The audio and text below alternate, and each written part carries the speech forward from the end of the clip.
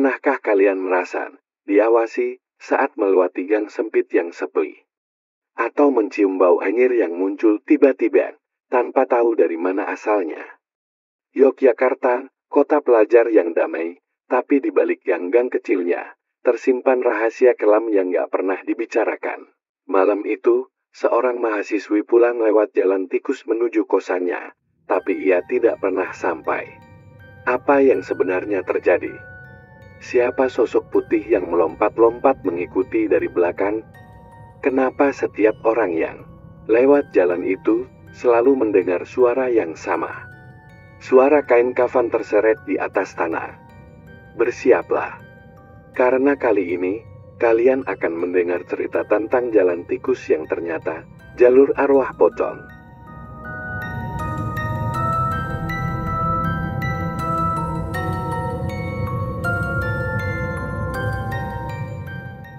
Aku masih ingat betul malam itu. Suasana langit Jogja agak mendung, angin juga berhembus pelan. Bikin dedaunan di pohon trembesi depan gang kosan ikut bergoyang pelan kayak melambai-lambai. Aku baru aja selesai beres-beres di kamar baruku hari. Itu adalah hari keduaku resmi jadi anak kos di daerah Pogung, gak jauh dari kampus. Kosan ini letaknya agak masuk ke dalam, bukan di jalan utama. Tapi katanya sih banyak mahasiswa yang suka tempat ini, karena tenang dan gak terlalu bising. Aku setuju, meski agak masuk ke dalam. Suasana kosnya adem, bangunannya juga masih bagus, dan kamar mandinya bersih. Hal paling penting buat anak kos, yaitu tadi, air lancar dan sinyal kuat sore itu. Setelah sempat jalan-jalan sebentar cari makan di warung soto pinggir jalan, aku sempat ngobrol sebentar sama tetangga kamarku. Namanya Raka, mahasiswa tingkat akhir dari jurusan teknik. Orangnya ramah, suka bercanda, dan kelihatannya udah cukup lama tinggal di sini ya. Bro, katanya sambil duduk di kursi depan kamar. Kalau nanti lo mau keluar malam, mending jangan lewat jalan G terus sering. Macet, ada jalan tikus di belakang kos, potongannya lebih cepat. Aku, yang baru 2 hari di kota ini, langsung tertarik. Wah iya? Emang lewat mana? Lewat samping musola kecil itu, terus belok kiri. Nanti ada jalan kecil kayak gang sempit itu jalannya. Tapi ya, dia berhenti sebentar, ekspresinya agak berubah. Seolah berpikir 2 kali, akunya. Tapi ya apa? Dia nyengir tipis, tangannya garuk-garuk kepala. Gak apa-apa sih, cuman, katanya sih, jangan terlalu malam aja lewat situ. Jam 11 ke atas, udah jarang orang yang mau lewat. Aku ketawa, kenapa gelap? Dia angkat bahu. Ya gelap sih gelap, tapi katanya juga angker. Gue sih biasa aja, lo tahulah. Orang sini suka lebay. Aku cuma mengangguk sambil nyeruput teh botol yang aku beli dari warung depan. Waktu itu kupikir, ya udahlah, paling cuma gang sempit biasa. Namanya juga jalan tikus, pasti kelihatan lebih seram dari jalan biasa. Toh aku orangnya gak terlalu mikirin hal-hal gaib. Paling kaget doang kalau tiba-tiba ada tikus beneran lewat. Malamnya, sekitar jam setengah 10, aku kepikiran buat coba lewat jalan itu. Bukan karena pengen cari tantangan, tapi karena aku lupa beli sabun mandi dan tisu basah. Kebetulan minimarket yang dekat kosan letaknya di jalan utama. Kalau lewat gang biasa, bisa butuh 15 menitan, tapi kata Raka, lewat jalan pintas itu paling cuma 5-7 menit udah nyampe. Aku pun ambil jaket tipis, masang headset, lalu jalan keluar. Begitu nyampe di samping musola kecil yang disebut Raka tadi, aku lihat ada celah kecil di antara 2 tembok rumah. Awalnya aku pikir itu cuma lorong belakang rumah, tapi pas aku mendekat, kelihatan jelas ada jalan tanah memanjang, diapit kebun dan tembok-tembok tua. Penerangannya seadanya, cuma ada 1-2 lampu rumah warga yang jauh-jauh jaraknya. Aku berhenti sebentar di depan gang itu, mataku menelusuri sepanjang jalan kecil itu. Sepi, gak ada suara motor, gak ada orang lewat, cuma suara jangkrik, dan sekali-sekali anjing menggonggong dari kejauhan. Ya udahlah, gumamku pelan sambil nyalain senter dari HP. Aku melangkah masuk. Langkah pertamaku terasa biasa aja. Tanahnya agak becek, tapi nggak licin. Di kiri ada kebun, pisang dengan pohon-pohon kurus yang daunnya melambai kayak tangan, dan di kanan tembok rumah yang katnya udah luntur. Sesekali aku merasa kayak ada bayangan hitam lewat di ujung mata. Tapi pas kutoleh, gak ada apa-apa. Kira-kira 50 meter jalan. Tiba-tiba ada bau menyengat. Bukan bau got atau sampah, tapi bau busuk kayak bangkai, bau yang menusuk sampai bikin aku refleks tutup hidung. Wah, apaan ini? Aku bergumam sambil melipir sedikit ke tengah jalan. Mungkin aja ada bangkai tikus atau kucing mati, tapi anehnya, baunya cuma muncul sekali-sekali. Padahal angin gak terlalu kencang, langit malam itu mulai benar-benar gelap, dan awan menutup bulan. Aku mempercepat langkah, belum 5 menit. Angin dingin tiba-tiba menyapu leherku dari belakang, membuat bulu kuduku langsung berdiri, tapi aku tetap melangkah, berusaha tetap santai, tenang. Cuma jalan sempit, gak ada apa-apa, kataku ke diri sendiri, setengah menenangkan, setengah berharap. Tiba-tiba, handset di telingaku bunyi krek, seperti ada gangguan lagu yang tadi nyala, tiba-tiba berhenti. Aku lihat HP-ku, sinyal full. Baterai masih 70%, tapi musiknya nggak jalan. Aneh. Aku lepas headset dan masukkan ke kantong jaket. Udara makin dingin. Bau busuk tadi muncul lagi, kali ini lebih kuat.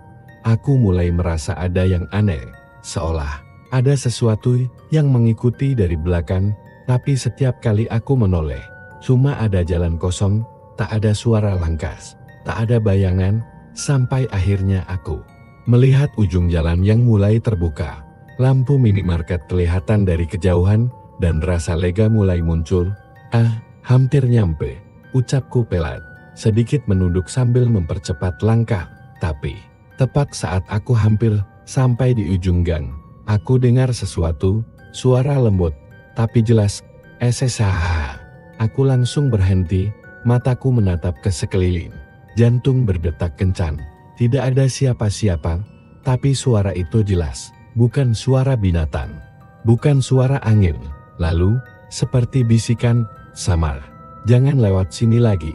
Aku langsung lari sekencang-kencangnya ke arah lampu minimarket. Nafasku ngos-ngosan, tapi aku nggak berani berhenti. Begitu sampai di halaman toko, aku langsung duduk di trotoar depan, mencoba menenangkan diri. Orang-orang di sekitar mungkin heran lihat aku keringetan dan pucat, tapi aku nggak peduli. Aku ambil napas panjang. Mungkin cuma halusinasi, bisikku, tapi dalam hati aku tahu, ada yang nggak beres. Malam itu aku pulang lewat jalan besar, meski lebih jauh, aku merasa lebih aman. Sejak malam itu, aku mulai merasa, mungkin Raka nggak bercanda waktu bilang, jangan lewat jalan itu tengah malam, dan malam itu, baru permulaan.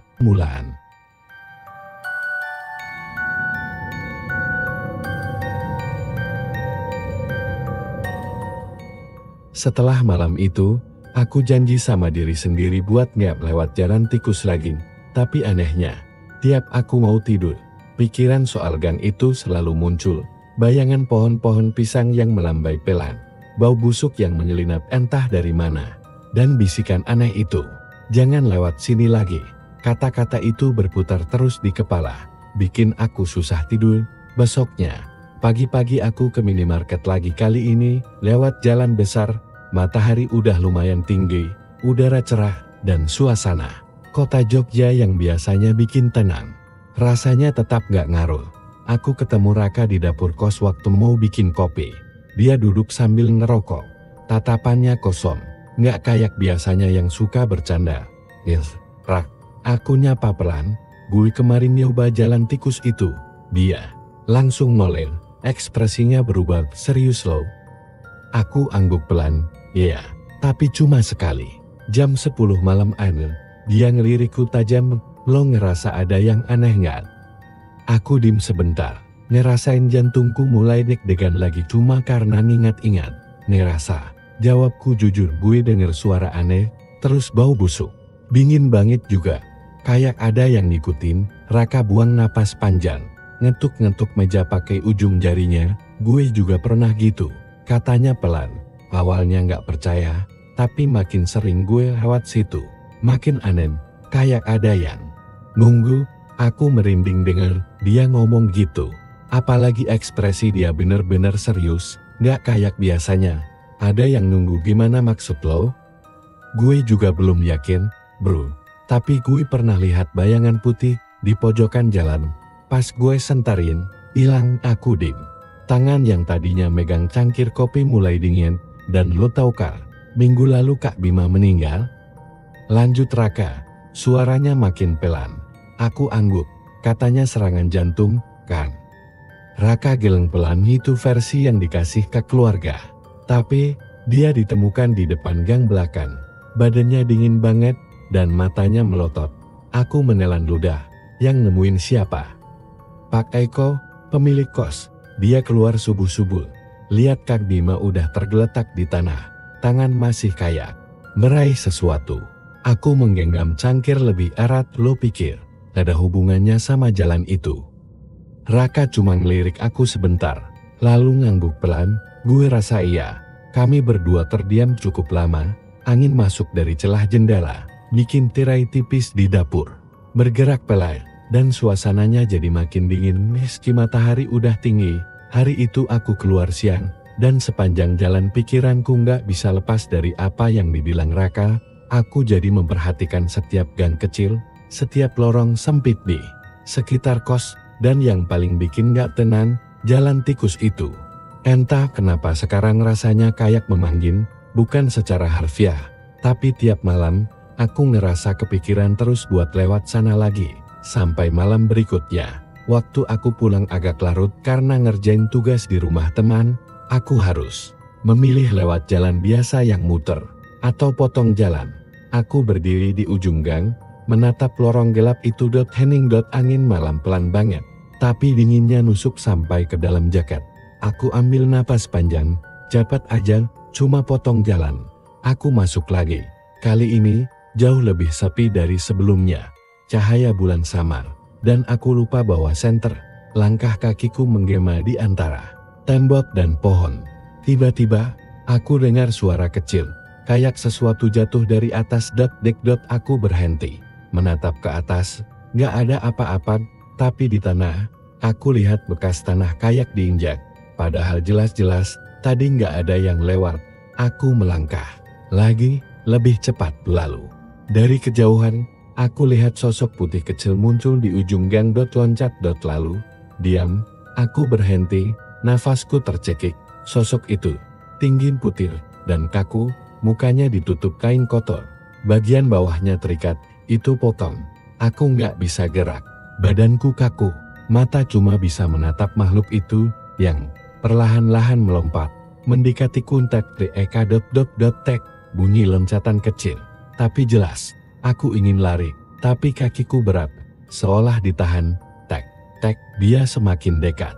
Bau busuk langsung memenuhi udara. Aku nekat melompat ke samping, masuk ke sela-sela pohon pisang, dan berlari sekuat tenaga. Duri renting dan semak belukar menggores kakiku. Tapi aku terus lari, sampai aku keluar ke jalan besar, dan ambruk di trotoar. Orang-orang mulai mendekat, seorang bapak-bapak narik aku ke warung. Aku nggak bisa jawab, nafasku terengah, tubuhku gemetaran, dan malam itu, aku tahu satu hal dengan pasti, jalan itu, bukan jalan biasa, itu bukan sekadar potong jalur menuju kos, itu jalur arwah.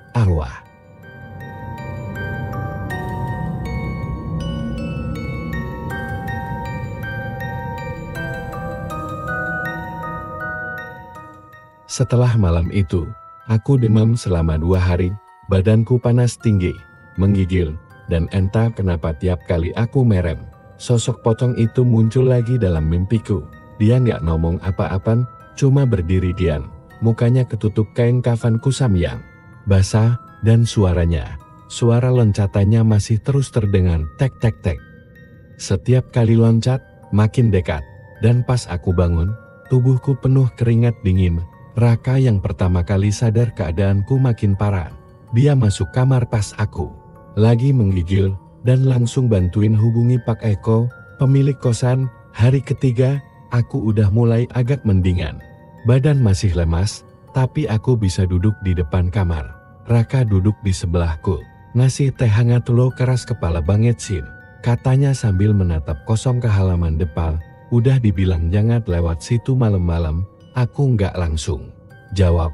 Mataku masih berat, dan pikiranku masih muter-muter mikirin apa yang kulihat malam itu.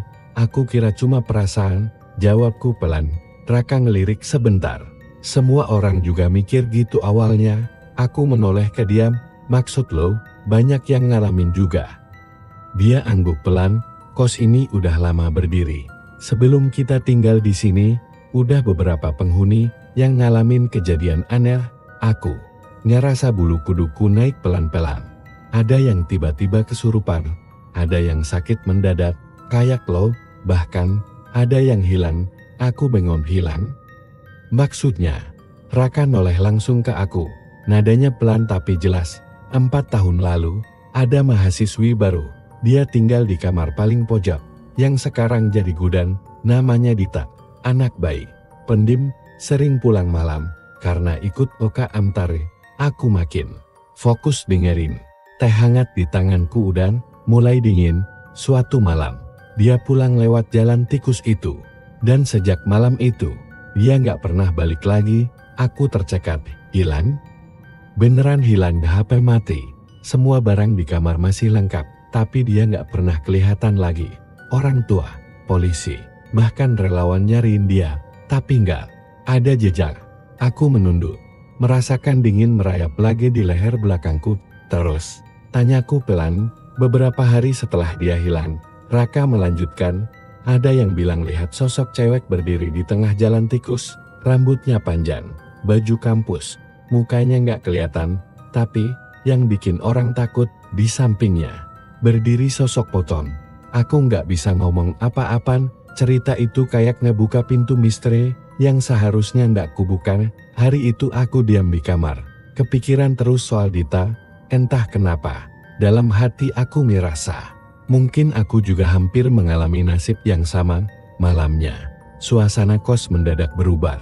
Sekitar jam 12 malam, terdengar suara gaduh dari depan, teriakan, langkah kaki, suara pintu dibanting.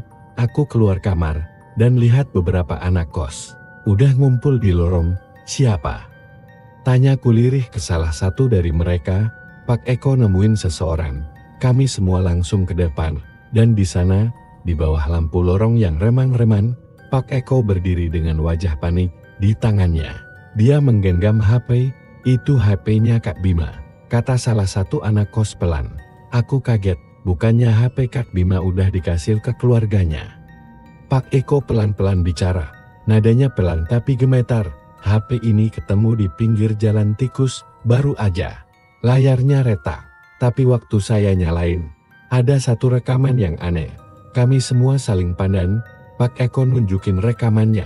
Terdengar suara langkah cepat, suara napas terengah, dan suara loncatan tek-tek-tek. Lalu ada suara orang teriak, panik, dan suara nafas yang makin berat.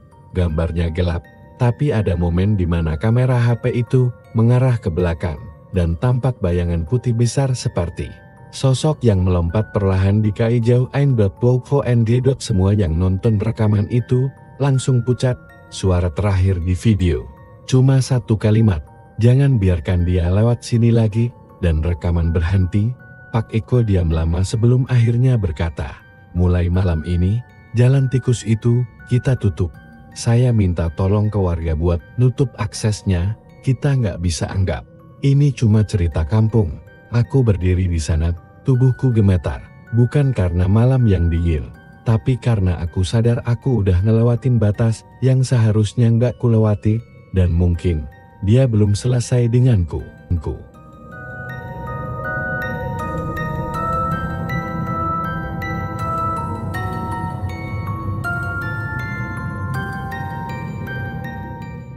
Sejak malam Pak Eko nunjukin rekaman itu, suasana kos berubah total. Nggak ada lagi yang berani keluar malam. Bahkan anak-anak yang tadinya suka nongkrong di depan kamar sambil ngopi atau ngerokok, sekarang udah jarang kelihatan. Kosan mendadak jadi sunyi. Yang paling berubah, Raka. Dulu dia yang paling rem, paling cerewet, suka godain anak kos cewek dari seberang gang. Sekarang jadi pendiam, dia lebih sering ngurung diri di kamar. Kadang aku dengar dia nyelantur sendiri, ngomong pelan-pelan, kayak ngobrol sama orang. Padahal nggak ada siapa-siapa. Awalnya aku pikir dia stres atau capek kuliah. Tapi lama-lama, ada yang ganjil. Suatu malam, sekitar jam 1, aku kebangun karena dengar suara dari kamarnya. Suara kayak orang ketawa kecil, tapi bukan ketawa biasa. Suaranya pelan, patah-patah, dan makin lama makin tinggi nadanya. Hihihi. Aku langsung duduk di kasur, merinding. Lampu kamarku padamkan. Aku ngerasain jantungku berdebar lebih kencang dari biasanya. Aku tempelkan telingaku ke dinding, mencoba dengar lebih jelas. Masih suara itu, tapi sekarang ditambah suara kayak sesuatu yang nyeret di lantai. Aku nekat keluar kamar. Pelan-pelan aku jalan ke depan kamarnya. Lampu lorong mati sebagian, nyalanya cuma remang dari ujung tangga. Aku berdiri di depan kamar Raka. Pintu kamarnya nggak terkunci, setengah terbuka. Aku dorong pelan di dalam. Kamar gelap, cuma cahaya dari layar laptop yang menyala di atas meja. Dan di lantai, aku lihat Raka duduk sendiri, membelakangi pintu. Badannya agak membungkuk, dan dia kayak lagi nyorat-nyorat sesuatu di lantai dengan jari. Aku pelan-pelan masuk rak. Aku panggil pelan, dia nggak nyaut. Aku jalan lebih dekat rak. Lo ngapain? Saat aku menoleh ke lantai, tanganku langsung refleks nutup mulut. Dia nyoret-nyoret pola aneh di lantai, lingkaran-lingkaran kecil, garis menyilang, dan simbol yang nggak aku ngerti. Tangannya penuh tanah, kayak habis ngubek-ngubek kebun. Astagfirullah. Dia akhirnya noleh ke arahku.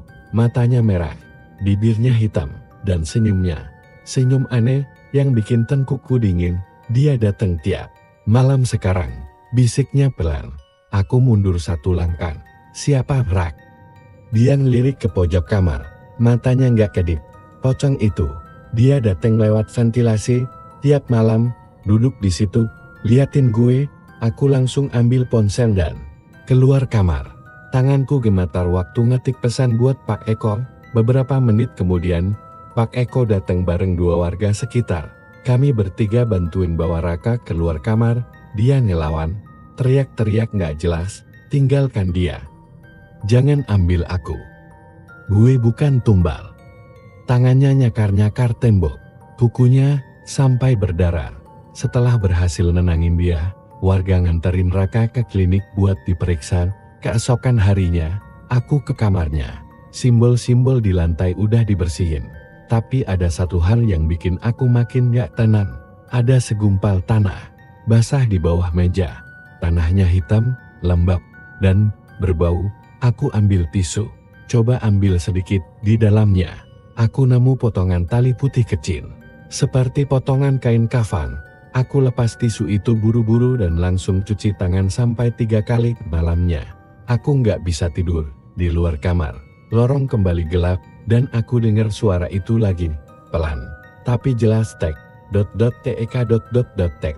Lalu disusul suara, seolah sesuatu diseret di lantai dan dari ventilasi kamar. Terdengar napas berat, kayak orang nahan suara sambil mengintip. Aku berani sumpah, malam itu, aku bukan sendirian di kamar, dan arwah itu masih ngintai kami satu persatu.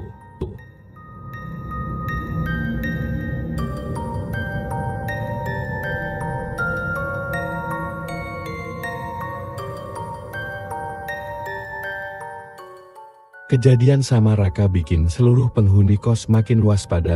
Semua orang jadi enggan keluar malam, bahkan hanya untuk ke warung depan. Kamar Raka dikunci. Pak Eko bilang dia sekarang dirawat di kampung halamannya. Katanya trauma berat dan butuh pemulihan panjang. Tapi yang bikin ngeri, sebelum dia pergi, dia sempat bisik ke aku, kalau kamu mimpi dia duduk di pojok kamarmu, berarti giliran kamu. Dan sejak malam itu, aku selalu tidur dengan lampu nyala. Tapi rasa takut tuh nggak hilang. Beberapa hari setelah Raka dibawa pulang, aku nekat ngobrol sama Bu Sri. Ibu warung di ujung gang warung kecil itu selalu ramai siang hari. Tapi saat aku datang pagi-pagi, cuma ada dia sendiri. Aku pesan teh hangat, duduk di kursi plastik sambil pura-pura santai, Bu. Kataku pelan sambil memutar sendok di dalam gelas, mau nanya soal jalan belakang. Bu Sri diam, tangannya yang tadinya sibuk ngelap toples berhenti. Dia memandang ke arah luar warung, matanya nanar. Jalan yang mana, Mas? Katanya akhirnya, meskipun aku yakin dia tahu, yang di samping musola, yang katanya jalan pintas ke minimarket. Wajah Bu Sri langsung berubah, sorot matanya jadi serius, tangannya gemetar sedikit saat dia naruh toples kembali ke rak emas. Sering lewat situ. Aku geleng pelan, cuma 2 kali, tapi saya ngalamin hal aneh, Bun, dan teman kos saya juga. Ada yang sakit, ada yang kesurupan, bahkan ada yang bilang pernah lihat pocong. Bu Sri menarik napas dalam-dalam, akhirnya ada juga yang nanya ya, katanya pelan. Udah lama saya pendam semua ini. Aku mencondongkan badan, mencoba dengar lebih jelas.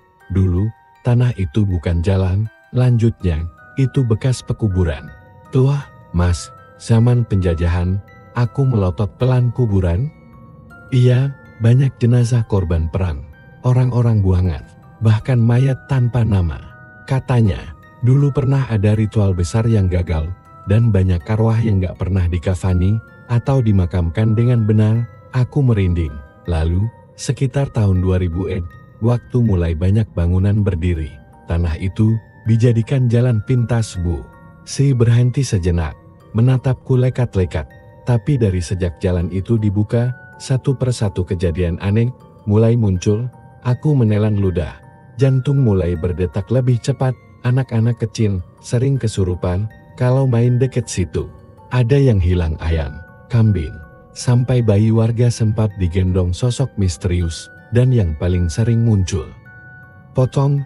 Aku mengangguk pelan. Jadi memang dari dulu udah ada yang lihat? Iya, mereka bilang itu bukan cuma satu pocong, tapi puluhan. Mereka nggak bisa tenang, karena dulu dikubur sembarangan. Aku merasa tenggorokanku kering, dan satu dari mereka adalah arwah yang paling kuat. Dulu dia seorang dukun muda yang dibunuh karena dianggap sesat, tapi jasadnya nggak dikuburkan dengan benar, cuma ditinggal begitu saja di lubang parit. Astagfirullah, mereka bilang arwah itu yang sering muncul di tengah jalan. Muka ditutup penuh, melayan atau melompat pelan, kadang diam di ujung gang. Pernah ada warga yang coba nutup jalan itu pakai pagar bambu. Besok paginya, pagar itu udah roboh sendiri dan tanahnya berlubang seperti digali dari dalam. Aku bergidik. Bayangan pocong itu langsung muncul di kepalaku. Bu Sri mendekatkan wajahnya. Suaranya makin pelan. Mas, kalau suatu hari Mas mimpi ketemu pocong itu, jangan ajak bicara. Jangan jawab apapun yang dia bilang. Karena sekali Mas jawab, artinya Mas sudah ngiyain jadi tumbar. Aku diam. Tubuhku mulai dingin meski matahari sudah tinggi. Bu Sri menepuk bahuku pelan, lalu berdiri, masuk ke dalam. Aku duduk lama di kursi itu. Pikiran muter-muter. Dulu aku kira jalan tikus itu cuma jalur biasa, jalan sempit yang bisa mempercepat langkah pulang. Ternyata itu jalur arwah, tempat arwah-arwah yang belum selesai urusannya, belum tuntas dendamnya, dan belum bisa beristirahat. Yang paling mengerikan, mereka nggak suka diganggu, dan aku udah masuk ke wilayah mereka, Kak.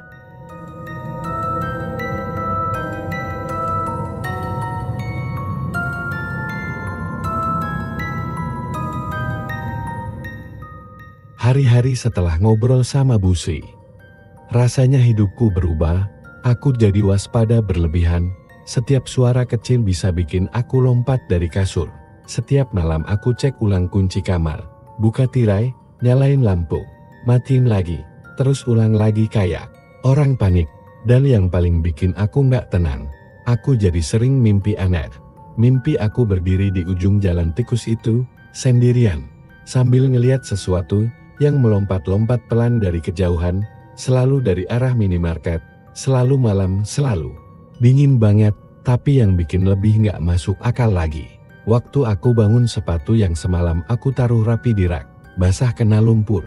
Bukan cuma sekali, 3 malam berturut-turut. Aku pikir ini halusinasi, Mungkin aku jalan waktu tidur, tapi rasanya aneh banget.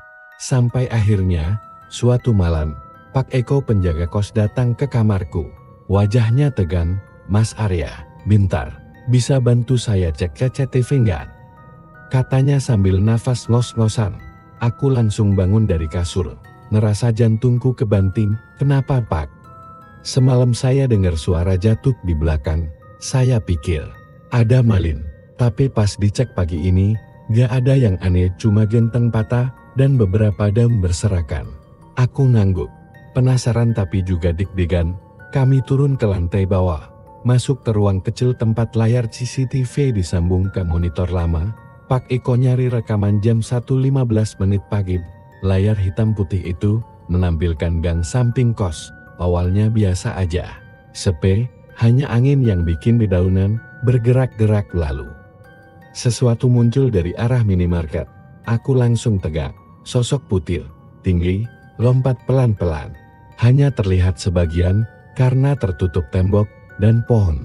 Tapi jelas banget, itu potong. Tangannya nggak kelihatan, gerakannya pelan. Tapi konsisten lompat. Diam sebentar. Lalu lompat lagi. Aku melirik Pak Eko. Dia sudah duduk kaku. Keringat dingin mengalir dari pelipisnya. Rekaman terus berjalan. Sosok itu makin dekat ke area pagar samping kos. Dan saat dia sampai di bawah kamera, dia berhenti diam menengadah pelan ke arah CCTV. Lalu keplak.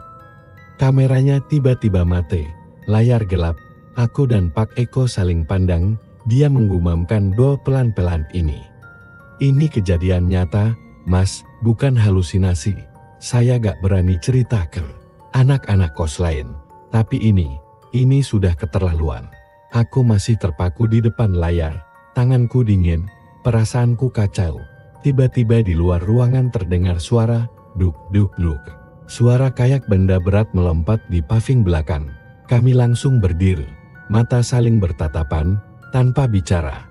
Kami keluar pelan-pelan, intip dari jendela samping kos sepeng.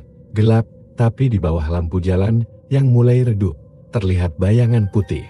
Berdiri kaku persis di luar pagar belakang, membelakangi kami, tanpa wajah, tanpa suara. Tapi auranya begitu pekat, begitu dingin, seperti ada kematian yang mengintip balik. Pak Eko menarikku masuk, kunci pintu, tutup tirai. Kami nggak ngomong apa-apa lagi malam itu. Tapi satu hal yang pasti, apapun yang aku lihat di mimpi, sekarang bukan cuma mimpi, dan sepertinya giliran aku sudah dekat.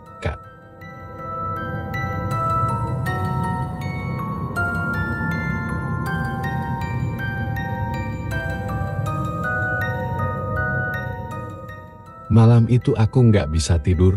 Setelah lihat rekaman CCTV sama Pak Eko, kepalaku isinya cuma satu hal.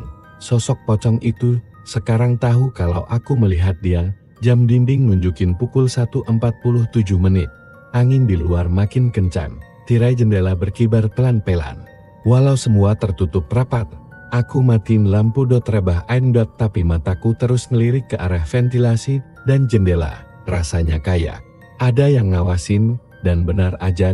Beberapa menit kemudian, dari arah pojok kamar, tiba-tiba muncul bau busuk, bau amis dan anyir yang menusuk banget, sampai bikin aku pengen muntah. Awalnya aku pikir itu dari saluran pembuangan kamar mandi, tapi gak logis, karena aroma itu terasa seperti datang dari dalam, bukan dari luar. Aku bangun, ambil minyak kayu putih, olesin ke bawah hidung, tapi bau itu masih ada. Dan sekarang, suara pelan mulai terdengar dari balik tembok. Arya, aku langsung tegang. Jantungku berdegup kencang, suaranya seperti bisikan perempuan tua, parau. Tapi pelan banget. Aku nekat buka tirai jendela kamar gelap kosong di tapi di ujung sana, tepat di pagar belakang kos, aku lihat sosok itu lagi. Masih berdiri di tempat yang sama, tidak bergerak, tapi sekarang menghadap ke arah kamarku. Aku buru-buru tutup lagi tirai jendela, ambil ponsel, nyalain kamera, dan rekam pelan-pelan dari celah kecil. Kamera nggak nangkep apa-apa, gelap total. Tapi pas aku berhenti rekam dan cek hasil videonya, ada wajah putih keriput, mata bolong, mulut sobek, nempel di luar kaca jendela. Aku jatuh terduduk. Ponselku terlempar ke lantai. Dia Allah. Tiba-tiba, suara dari arah ventilasi berdenging. Aku belum dikubur dengan tenang. Ventilasi itu bergetar pelan dan perlahan dari sela-sela. Kisi-kisi, muncul bau anyir bercampur tanah basah. Aku mundur ke pojok kasur, menatap ventilasi dengan panik. Jari-jari putih keluar dari celahnya, lama, merayap, sampai akhirnya aku teriak sekencang-kencangnya, "Pak Eko, tolong. Ada apa di kamarku?" Aku lempar bantal ke arah ventilasi, terus ambil senter dan sorot ke sana. Hilang. Hening. Pak Eko datang setengah lari. Diikuti 2 anak kos lain. Ada apa? Tanganku gemetar waktu nunjuk ke arah ventilasi dan jendela. Dia tadi di situ, di luar jendela, tangannya masuk dari ventilasi, Pak. Aku sumpah lihat jelas banget. Pak Eko nggak banyak tanya. Dia langsung ambil air botol yang udah didoain dari kamarnya dan cipratin ke pojok kamar. Sambil baca doa pelan, dan anehnya, bau busuk itu pelan-pelan hilang. Sampai jam 3 pagi, aku nggak bisa tidur. Aku duduk di pojok kasur, ngerasa nggak aman.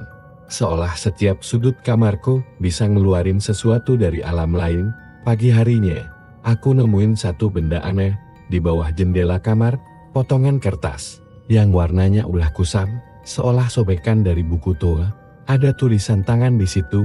Aku bukan siapa-siapa. Aku cuma butuh dikubur seperti manusia. Jangan abaikan aku, atau kalian semua akan ikut denganku. Aku langsung lari ke Pak Eko. Kasih lihat kertas itu, wajahnya pucat lemas. Arya, mungkin ini peringatan terakhir. Kita harus cari tahu siapa dia sebenarnya.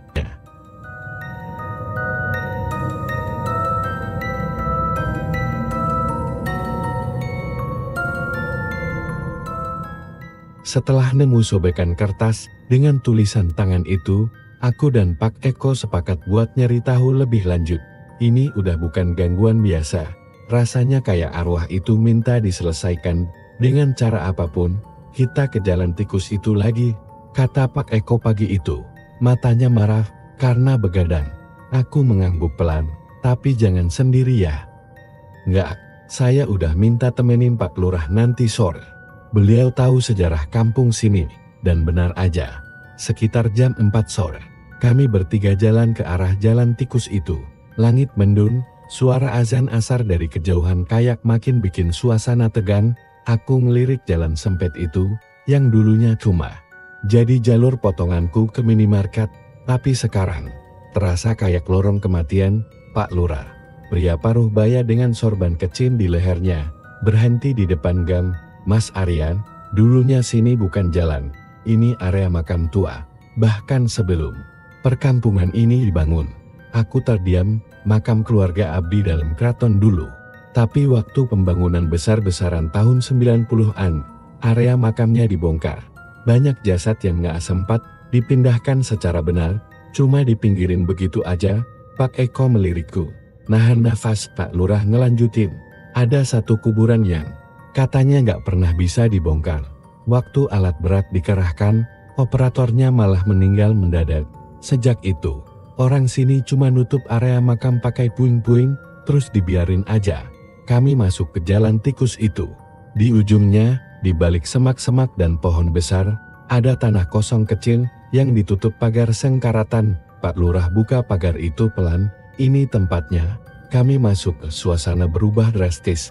Udara lebih dingin, dan aroma tanah basah nyatu sama wangi bunga melati yang gak jelas dari mana asalnya. Di tengah lahan itu, ada gundukan kecil, kayak bukit tanah yang gak rata. Tapi anehnya, tanahnya kayak selalu basah, bahkan walau gak hujan, ada yang dikubur di situ. Tanyaku pelan. Pak Lurah mengangguk. Dulu pernah ada warga yang ngalami mimpi sama tiap malam, ketemu perempuan yang nangis, dan minta jasadnya dipindah dengan layak. Tapi nggak pernah ada yang berani gali. Pak Eko menunduk, mengusap wajahnya.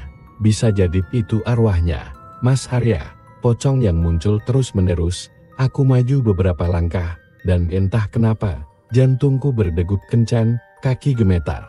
Aku ngerasa seperti ditarik sesuatu dari bawah tanah.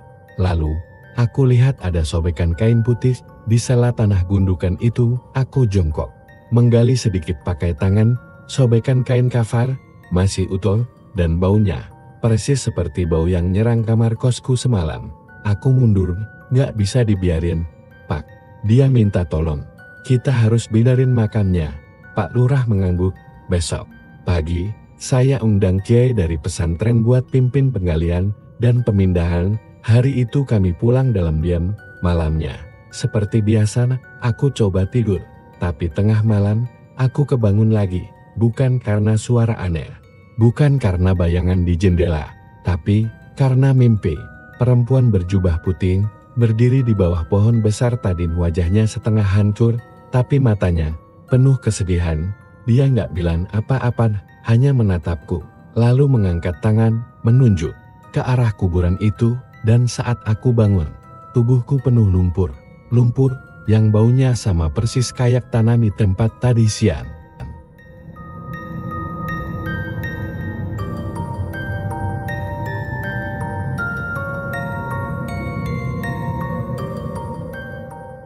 Pagi itu, suasana kampung lebih sepi dari biasanya. Langit masih kelabu, burung-burung yang biasanya ramai di pohon belakang kos juga nggak bersuara.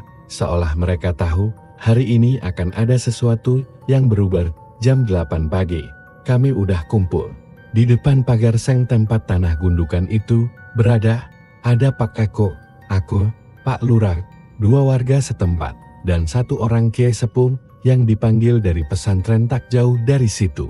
Namanya Kiai Mahfudz. Beliau datang pakai sarung abu-abu, jubah putih, dan sorban lusuh yang tampak udah sering dipakai untuk banyak ritual berat.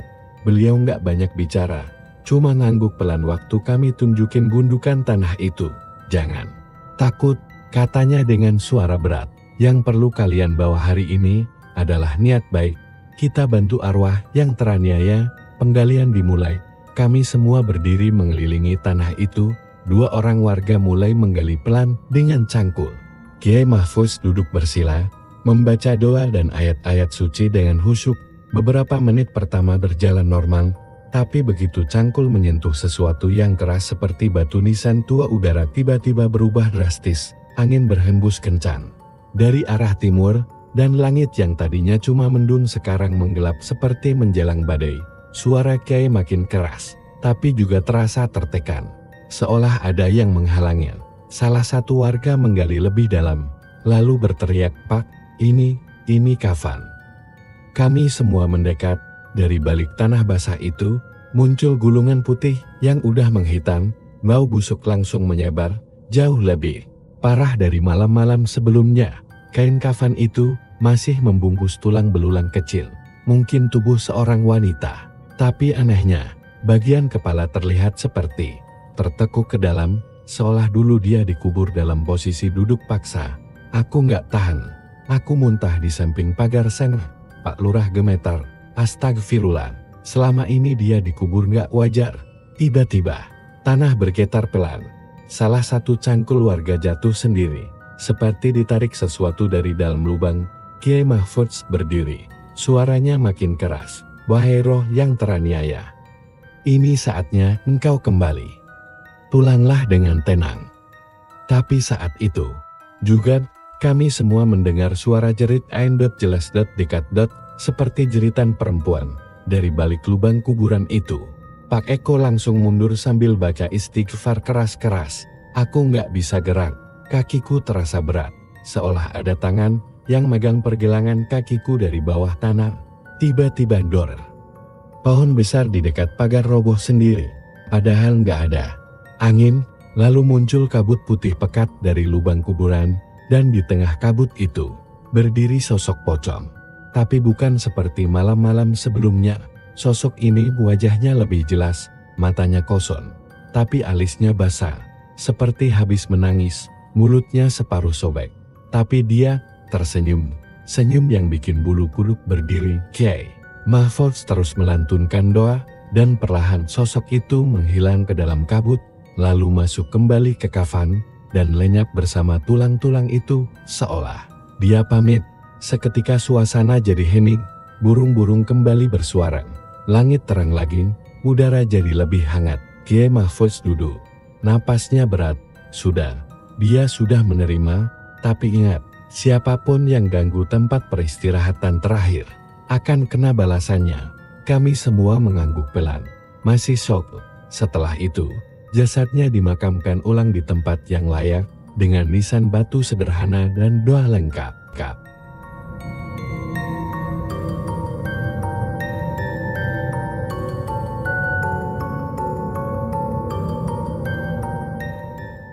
Seminggu setelah penggalian dan pemakaman ulang itu, suasana kampung berubah total. Udara pagi nggak lagi berat dan lembab seperti dulu. Angin terasa ringan. Burung-burung mulai bersuara lagi tiap subuh. Dan yang paling terasa, malam-malam kami nggak lagi dihantui suara loncatan misterius atau bau anjir yang datang tiba-tiba. Kos-kosan Bujum kembali normal. Para penghuni yang sempat pindah perlahan kembali. Meskipun kamar yang dulu dihuni Lilis tetap dikosongkan dan dikunci permanen, nggak ada yang berani pakai kamar itu lagi. Bahkan Bujum sendiri bilang, biar dia punya ruangnya sendiri, kita cuma numpang di dunia ini, tapi rasa penasaran masih ada di kepala kami semua. Siapa sebenarnya sosok perempuan itu? Kenapa arwahnya nggak tenang selama ini? Jawabannya datang nggak lama setelah pemakaman ulang, ketika seorang bapak tua datang ke rumah Bujum. Namanya Pak Rianto, mantan petugas RT di kampung ini. Dulu waktu tempat ini masih kebun bambu dan belum banyak kos-kosan berdiri. Aku kenal tempat itu dulu, katanya pelan sambil menunjuk arah gang sempit dan pagar seng di ujung jalan. Itu tanah bekas kejadian lama. Dulu ada perempuan muda tinggal sendirian di pondok bambu kecil di situ. Warga nyebut dia Mbok Narte. Orangnya pendiam, jarang keluar, tapi cantik. Orang sini bilang dia semacam dukun pengasihan. Banyak laki-laki datang diam-diam, terus balik kayak orang linglung. Sampai suatu hari, lanjut Pak Rianto, Mbok Narti ditemukan meninggal dunia secara misterius. Nggak ada luka, nggak ada suara sebelumnya, tapi warga waktu itu ketakutan. Mereka bilang Mbok Narti mati karena kena ilmu sendiri. Bahkan ada yang bisik-bisik, dia dipendem hidup-hidup karena dianggap bawa sial. Waktu itu saya masih muda. Saya lihat sendiri, jasadnya nggak dikuburkan di pemakaman umum, tapi ditanam di situ, di tengah tanah kosong, cuma ditutupi tanah seadanya. Dan sejak itu, tempat itu dikutuk. Diam, kami semua merinding. Kalau benar yang kalian gali itu jasad Mbok Narti, lanjut Pak Rianto, mungkin dia selama ini cuma minta dikuburkan dengan layak. Biar tenang. Pak Lurah mengangguk pelan. Astagfirullah. Mungkin ini teguran buat kita semua. Malam terakhir sebelum aku balik ke rumah di luar kota, aku sempat berdiri sendirian di ujung gang itu. Tanah yang dulu jadi sumber teror, sekarang udah ditanami bunga kamboja kecil oleh warga.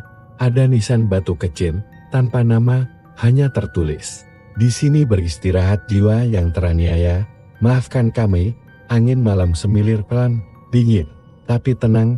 Dan saat aku berbalik untuk pulang, entah kenapa, dari ujung mata aku lihat sosok putih berdiri diam di dekat pohon. Tapi kali ini, dia nggak bergerak, nggak melompat, dan nggak menatap dengan amarah. Hanya diam, seperti tersenyum, lalu hilang. Sejak saat itu, aku percaya bahwa beberapa arwah memang cuma butuh pengakuan, bukan untuk menakut-nakuti, tapi untuk diingat, untuk dimanusiakan kembali. Dan sejak itu pula, aku nggak pernah lewat jalan tikus itu lagi, karena sekarang aku tahu, itu bukan cuma gang sempit biasa, itu adalah jalur arwah Piulcio.